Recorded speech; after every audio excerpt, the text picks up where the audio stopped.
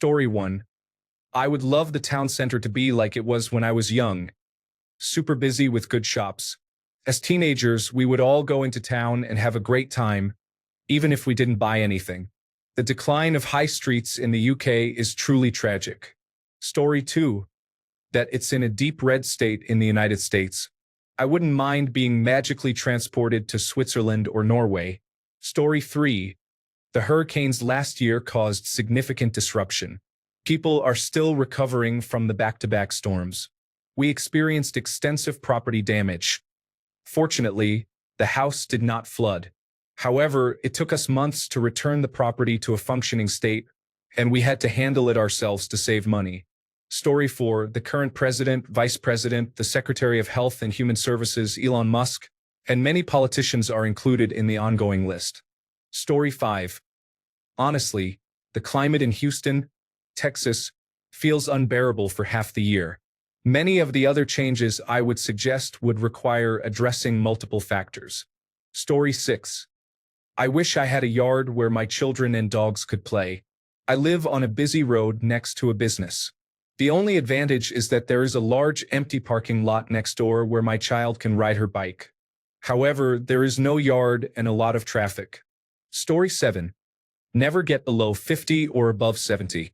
State workers who use my city as a restroom have to live here. Those are two things. I was greedy. Story 8. I live in Stockholm, Sweden. I would make the warm and light part of the year longer. I have no need for random snowstorms in April. Thank you. Story 9. I wish I lived somewhere I could pack up for a day trip and see some medieval buildings or ruins. That's where I feel I should be living. Story 10. I would make it a geologically young area like the Himalayas or the Rocky Mountains. The Canadian Shield is very old. People talk about the Appalachian region being old, and it is literally older than the evolution of trees. The Appalachian Mountains were formed 1.2 billion to 480 million years ago. The Canadian Shield was formed 4.2 to 2.5 billion years ago and has been slowly eroded away ever since. There's a lot to love up here, but I would have loved to see the mountains whose roots I live on. Story 11. Fewer American flags on the houses every day of the year. Mine feels worthless on the 4th of July and Memorial Day. Story 12. Borough Council. Many roads have potholes, but none are in the areas where council members live. They always find the time to dig up and replace those streets when they show even the slightest sign of a crack. Story 13. Making trains arrive on time, rather than having their delays determined by chance, is essential. Indeed, Deutsche Bahn struggles with maintaining timely arrivals for its fleet. Story 14. I would make the average yearly temperature about 10 degrees Celsius colder. Summer temperatures are so high that it is challenging to endure without air conditioning. Story 15. I would try to bring more birds to live around my home. It's always wonderful to hear them. Their songs tell me that the world and everyone in it will be all right. Story 16. I would bring it back to how it was when I was growing up. All the old farms have been sold and have become planned communities for affluent individuals. My property taxes are outrageous. I would feel bad about moving, though, because then I would be the new person moving in and disrupting the area. Story 17. The distance to the sea concerns me. I do not want hundreds of thousands to perish by submerging half my country, but if the coast were within walking distance, that would be great. Story 18. Move the communal bins to a better position, or fix the pathways to allow me to access them. Story 19. Fix the potholes properly in my local area and make rent more affordable in the town center so that more shops can remain open. Additionally, reduce parking prices. Story 20. For Maryland, it would be the increase in the electric bill from Baltimore Gas and Electric without informing the consumers or the traffic. Probably both. Story 21. More food options are available, even though we are next to a military base. However, there are still very limited choices, which is beneficial for the budget but does not satisfy cravings. Story 22. In my general area, I wish the criminals wouldn't come here. I live in a large suburban area that is safe most of the time, but it is a significant target for criminals. Just a couple of weeks ago, My neighbor across the road had a group trying to break into his work vehicles at 7 p.m. Thankfully, he has security cameras and received a notification, so he was able to scare them away and call the police. It is remarkable that they attempted it even before it was fully dark. This is one of the reasons why a certain strip mall in the area wasn't successful. When we first moved here, it was busy all the time, but disruptive individuals started using it to hang out and cause trouble, including fights and some shootings. As a result, families stopped going there, which reduced business for the stores. Now it is mostly empty. Story 23. When I was a kid in the 1990s, the area I lived in was rural with fields, horses, and forests. Now, after 30 years, it has transformed into strip malls and parking lots. If I could change anything, it would be that. Story 24. The stairs in my apartment building are exhausting. I'm tired of carrying groceries up 3 flights while my hair becomes messier and my arms feel like they are about to give out. Story 25. Even out the temperature. If it were around 70 degrees year-round, it would be a lovely place to live. The winters below 0 and summers above 100, along with strong winds and random temperature shifts of 30 to 50 degrees over a 24-hour period, make me dislike it here sometimes. Story 26. The food desert is troubling. Granted, it's a rural area with plenty of local produce, but the only restaurant in my town is a McDonald's and a Royal Farms gas station. Story 27. We would have a building that serves as the hub for everything, including an animal shelter and a homeless shelter, as well as a state-of-the-art medical clinic. Story 28. I would return the entire city to the 1970s. When I was a teenager here, my city was vibrant and harmonious, and it was the best time of our collective lives as citizens. Story 29. Everything must change. We need to stop suburban sprawl, significantly invest in public transit and infrastructure, and prioritize public schools. It is essential to ensure that all children are fed. We should consider taxing churches and providing housing for everyone, including those who are chronically homeless. Additionally, we must work on making healthcare accessible to all, including mental health care. I am frustrated with my living situation. Story 30. More access to quality education and healthcare is needed. It is 30 miles to the nearest hospital, and it takes an hour to reach a university. Story 31. Improve the schools. I am in a poor Appalachian county, and the schools are not great. They miss too many days due to snow, and students do not receive a solid foundation in science. Reading, writing, and math are below standard, and history includes inaccuracies about the Civil War, which surprised me because this county had Union sympathies. Story 32. Florida can be quite humid in the summer.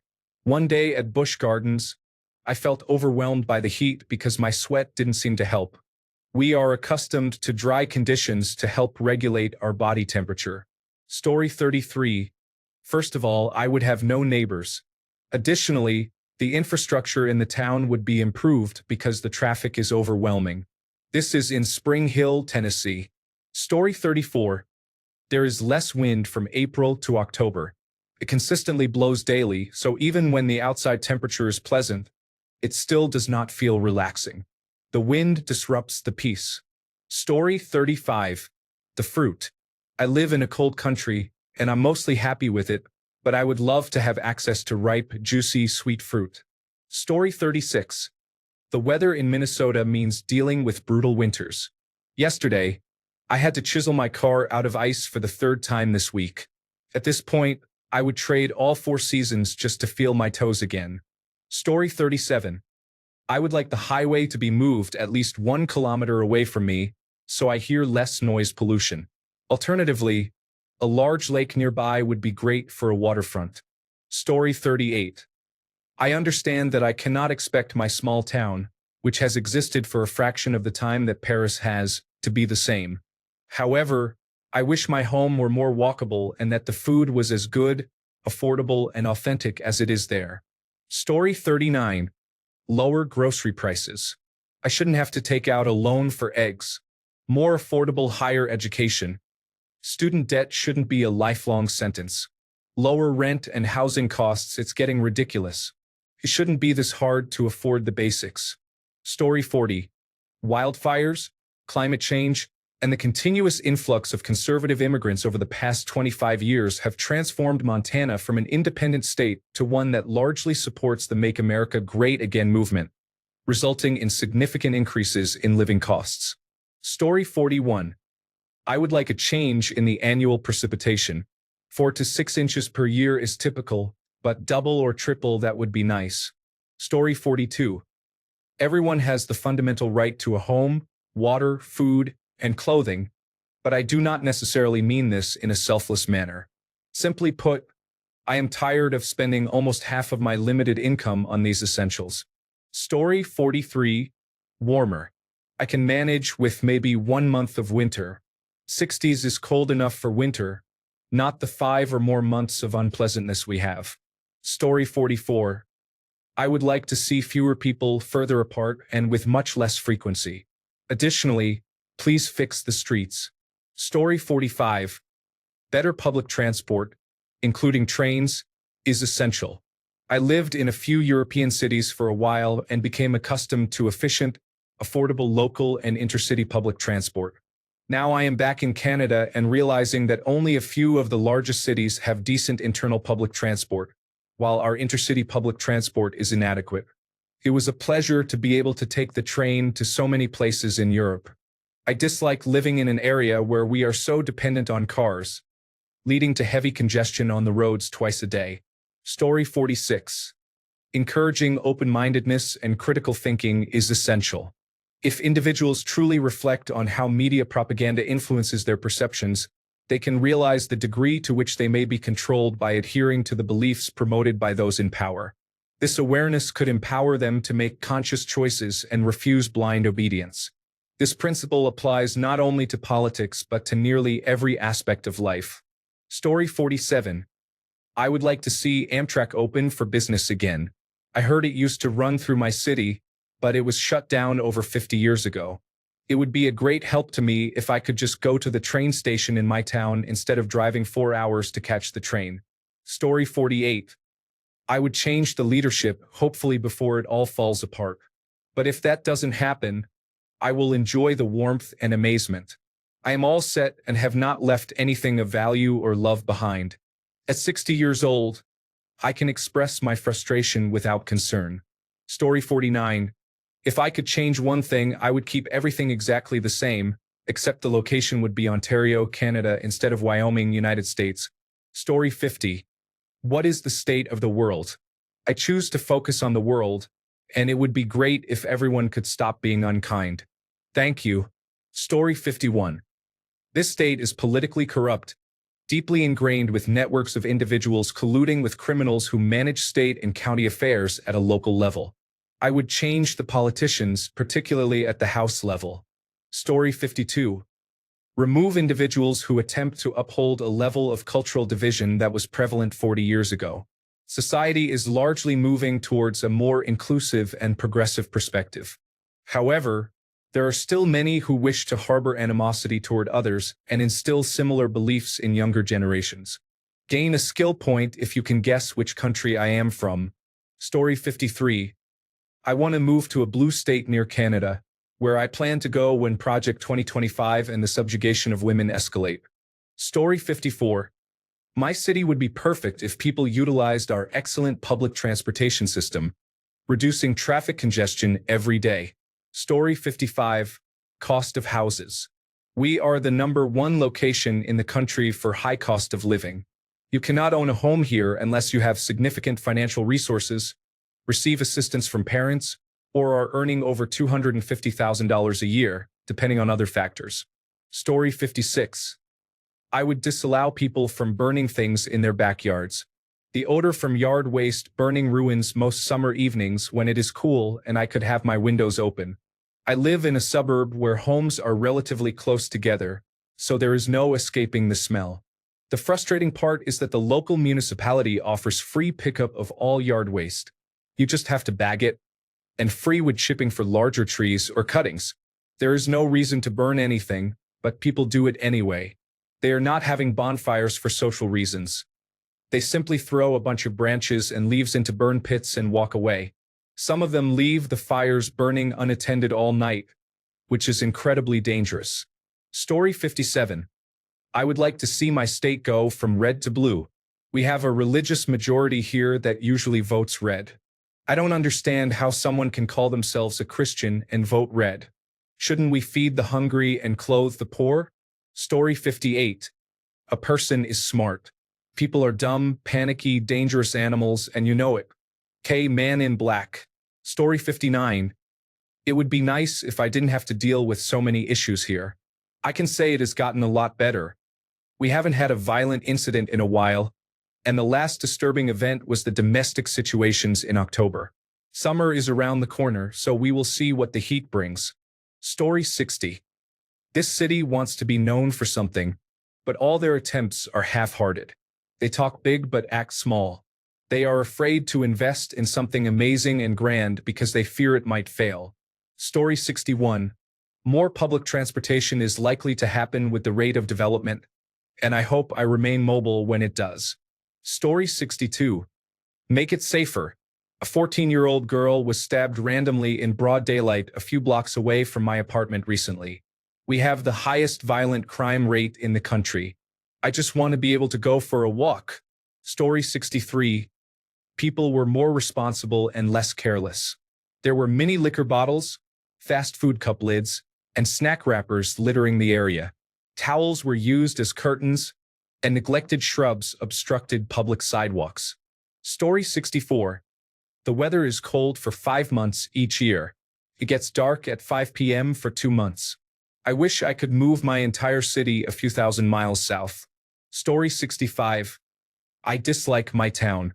It has the highest rainfall in Canada. We must take a ferry to reach the airport, which offers only one flight a day to a single destination in the afternoon.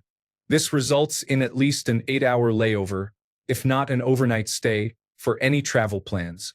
Although we live on the coast, we cannot access the ocean due to the towns selling off coastal properties. The roads are filled with potholes, and there are very few dining options. Walmart is our largest and only retailer, while Costco is an 8-hour drive away. On a positive note, I have a 12-minute commute to work, and my partner's commute is just 2 minutes. Story 66. I wish we were closer to water, either the Atlantic Ocean or the Gulf of Mexico. Before we moved to Atlanta, we lived in Newport News. Virginia Beach was a quick drive, and we went there quite often. I miss having a proper beach nearby for a day trip. Story 67.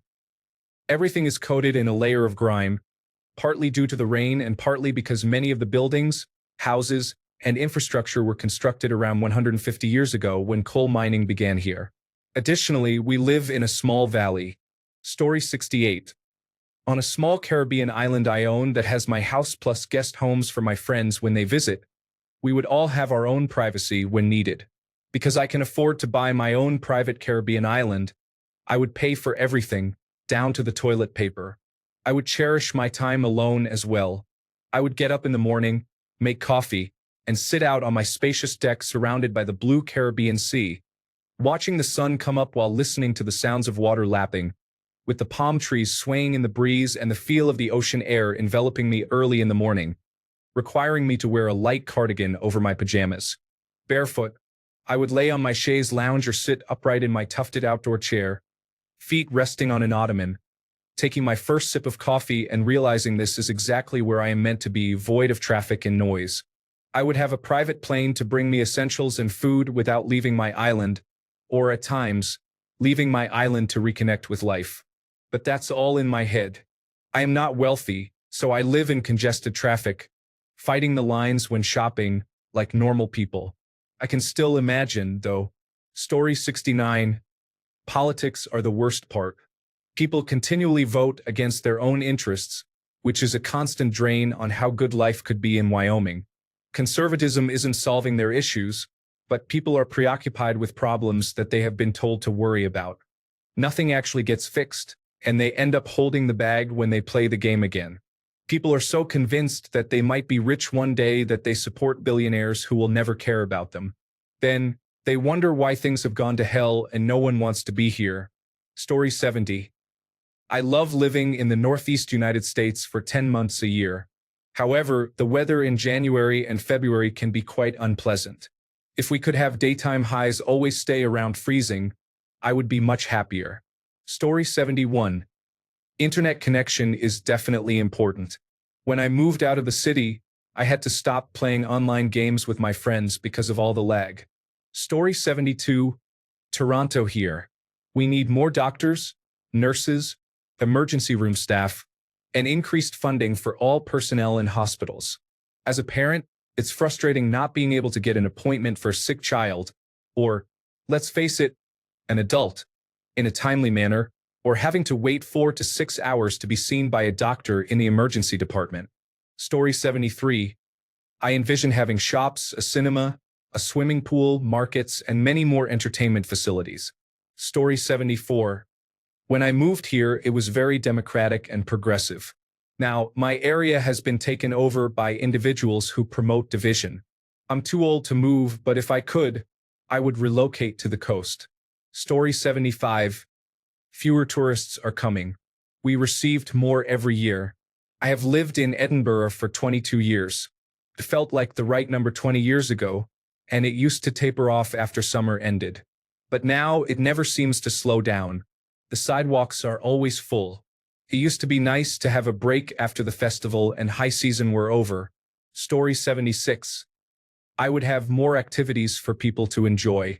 We may be a small seaside town, but our council removed our theater, and the only adequately sized venue we have for touring shows is an outdoor one, which is only suitable in the summer.